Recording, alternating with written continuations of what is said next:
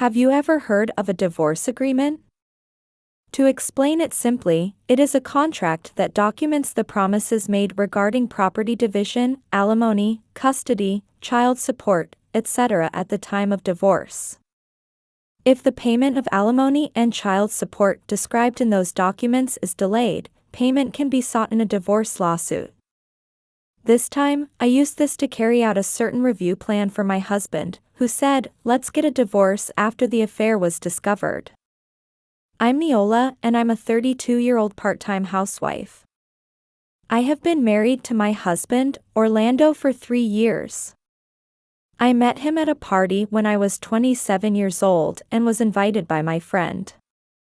At that time, I had no desire to get married, and it was a joint party that I reluctantly participated in to match the number of people. I was attracted to Orlando's cheerful and easygoing personality and good talk, and we exchanged contact information later that day. We went out to play together several times and then started dating. 2 years later, he proposed to me, saying, "I'll make you happy for the rest of my life." I had no desire to get married, but I thought I would be able to build a wonderful family with him, so I got married. At the beginning of our marriage, he was very kind, and I loved him so much that we went out together every weekend. Even though I got married, I was teased sometimes for being so lovey-dovey. However, about a year after we got married, our relationship gradually changed. The cause is a child. Orlando is a child lover and has been saying since the beginning of their marriage, "I want to have children as soon as possible." I also wanted to have a child with Orlando by the age of 30, but we couldn't have a child even after a year of marriage. Since then, Orlando has been saying, "My mom gave birth to 3 children. My sister is going to have a second child," as if I was the cause. When I ask, "Do you want to say this is my fault?" he usually says, "Nobody says you're bad, right?" I was also irritated by his attitude and responded by saying, "I'm not saying it too far." Since we would get into fights together, he was spending more time going out by himself and our time going out less often on weekends. Even so, he and I both wanted to have children, and we continued to act. Even after 2 years of marriage, we couldn't have children. One day, my husband recommended me to an outpatient infertility clinic. I decided to go to an infertility outpatient clinic in the hope that if I could find out the cause and have a child, my marital relationship would improve. As a result, I found out that the cause seemed to be the poor quality of my eggs, and that it was harder for me to get pregnant than a normal woman. On the way home, I apologized to my husband. I myself was shocked when the doctor told me directly that I was the cause. Even my husband must have been shocked, and I felt sorry for my child-loving husband for having difficulty conceiving him. I am sorry. You love children, but I thought that if I apologized tearfully, my husband would comfort me. However, instead of comforting me, he did not say anything, but only sighed and drove silently. And when I arrived home, he just said, "I'm going to come out for a minute," and left the house. In addition to the shock of the diagnosis, I was shocked that my husband didn't say anything, so I couldn't get anything. I made dinner for him when he came home. But that day, my husband didn't come home at dinner time. Instead, he got drunk and came home in the middle of the night. Over the years, the couple's time and conversations have decreased, but I think the events of this day were decisive. He began to come home late at night almost every day, and gradually he and I began to sleep separately. Even on weekends, my husband went out without saying anything, and it was late at night when he came back.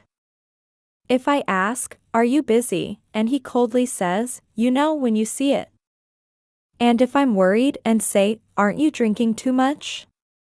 Do you want to tell me I'm playing, because unlike you, my body doesn't have any problems?" It was a day when he was sarcastic. Even so, I continued to undergo infertility treatment, such as eating a diet that makes it easy to get pregnant, building my body, and going to the hospital. He was uncooperative and completely rejected IVF, which was the most likely, saying it was, "I don't want to go." One day, about a year after the discovery of infertility, I got a message from him saying, "I'm going to the restaurant at 7 p.m. today." Of course, I didn't make any promises to him. Perhaps this message was supposed to be sent by my husband to another woman, and he accidentally sent it to me. I come home late every day, and on holidays, I go out early in the morning and come back late at night. I was faintly aware of his affair partner and he stayed overnight, and I was like, I knew it. When I replied to him, "You have a good person," it was immediately read and passed through. And the next day, when he came home in the morning, he said to me, "You are a sarcastic woman, and I am tired of your personality." When I asked, "Do you want to divorce?" my husband didn't feel bad and said, "Oh, that's right," and went to work immediately. It was a shock whether it was or not. Come to think of it, he and I haven't done anything like a couple for a year. I thought that the relationship between the husband and wife could not be repaired, and that divorce was the only thing left. If that's the case, I decided to visit a divorce lawyer's office that I had been researching online since my husband's accidental bombing message came yesterday. The lawyer in charge was a woman and close in age, so it was easy to talk to her. I was able to talk about everything from my relationship with my husband to how I found my husband's affair, and my own fertility problems. My lawyer told me, "If you don't have children, the important thing is to divide your property." I go home from the lawyer's office and put my things in a cardboard box and the ones I don't need in the trash. The theme park headgear we went to with the two of us and matching mugs. I couldn't move my heart at all to the things that I should have cherished so much. When I was silently packing, my husband who came home in the evening unusually. He said, "I'm not going home today, so pack your bags by the end of today." I said, "I'm doing it now, and I'm going to leave today as you wish." And this. I said, "Read it carefully and sign it, and when you're done, send it here." I gave my husband a piece of paper and an envelope with the address of a lawyer's office. As I told my husband, I finished packing that day and went back to my parents' house. My parents were very surprised when they found out about the situation, but they respected my decision. Living with understanding parents. I was very comfortable living at my parents' house, where I was not blamed for infertility and I was not sarcastic. About 2 months after I returned to my parents' house, I was contacted by a lawyer. It was the contact I had been waiting for. A piece of paper signed by my husband arrived at the office. The paper in this example is a divorce agreement. There is to be me in the name of the house that the two of us bought as a division of property. If you sell your house without permission, you will be responsible for the cost of purchasing a new house. To pay for my fertility treatment for the next 20 years as alimony for infidelity. It is written that if I become pregnant during the 20-year period, you will pay child support instead of medical expenses. I know his habit of not reading fine print at all, so I dare to say that the divorce agreement was a normal size, and the terms of presentation were in small print. He must have signed the agreement without reading it carefully. However, he did not know that, sold the house and was probably trying to live happily with an affair partner with the money. My lawyer informed me of a violation of the agreement, and he contacted me in an impatient manner. "Hey, Neola. Your lawyer has contacted me to pay for your new house." "What's that?" "I don't know about divorce agreements." Sure enough, he hadn't read the divorce agreement I gave him at all. I said, "Didn't I tell you to read it carefully and sign it? Didn't you read it properly?" You can't read me in such fine print, you fooled me. I won't pay, and he yelled. I was disgusted with him, and I said, it's your fault that you didn't read it properly even though I said it. I said, you're the one who signed it, so make sure you pay it, and hung up. However, he seemed to be unable to pay, and a divorce settlement was held. I had a divorce agreement, which was already signed by him, that I had drawn up with my lawyer. I was looking forward to divorce mediation and went there in an exciting mood, but for some reason he appeared very tired. The mediator asked me why he and I had separated, and asked us if we could get back together through repeated discussions. I told them that I had the cause of infertility, and that he had a cold attitude and an affair after it was discovered. Even after the discovery of infertility, I worked on treatment, but my husband did not cooperate at all. He said as a husband, I could not bear the pressure from my wife to have children. I was exhausted from work and I was mentally exhausted. I didn't know what to do because I thought I couldn't have children even if I tried, he retorted. When questioned by the mediator about the affair, he replied, I was serious with her, not for fun. If my wife couldn't have children, I wanted to have children with her. In the end, the mediator sighed. Of course, divorce mediation is a complete victory for me.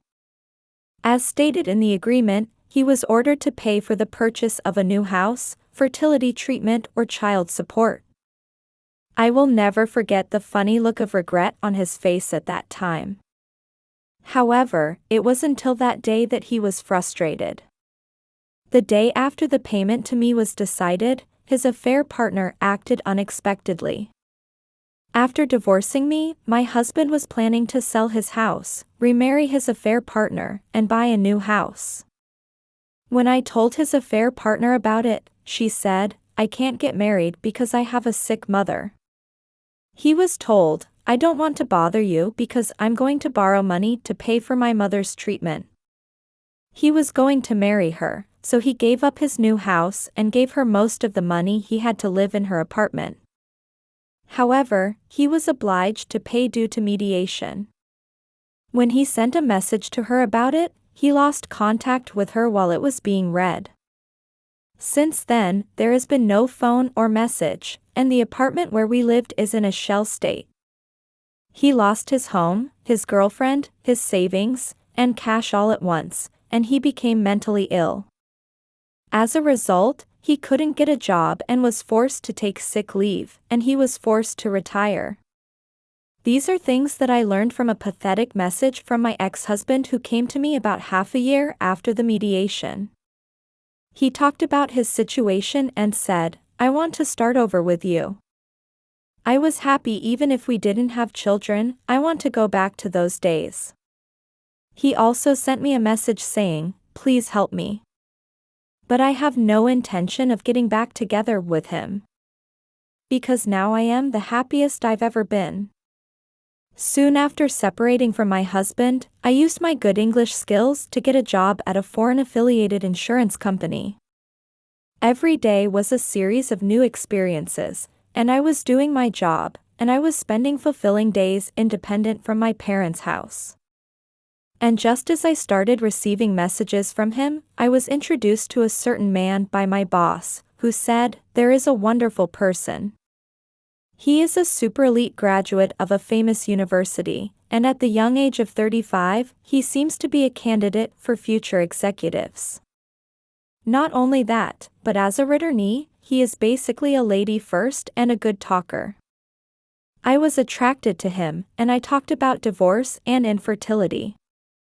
He took it seriously and said, it's best for the two of you to live happily, but if you want a child, I'll do my best to help. He said. I decided to marry him and lived with him in his apartment for about half a year, and I plan to visit the new apartment next time. The reason is that his apartment will be small in the future. This is because the fertility treatment I received with my ex-husband's money was successful, and I was able to conceive my new partner's child. I'm 9 weeks pregnant, and he suggested that we move out and welcome a new life in a nice new house before my belly gets bigger. I think I've met a really nice person. Thanks to my ex-husband's mistaken message and divorced me, I was able to meet him and get pregnant with my child. I will be able to live happily in a nice apartment from now on. In that sense, maybe I should be grateful to my ex-husband. He broke up with me and lost everything. My ex-husband is still whining a year after the mediation, but every time I see it, I feel a sense of superiority. I haven't told my ex-husband about my latest situation at all. If this child is born, will I send a photo of my current husband and the three of us to despair?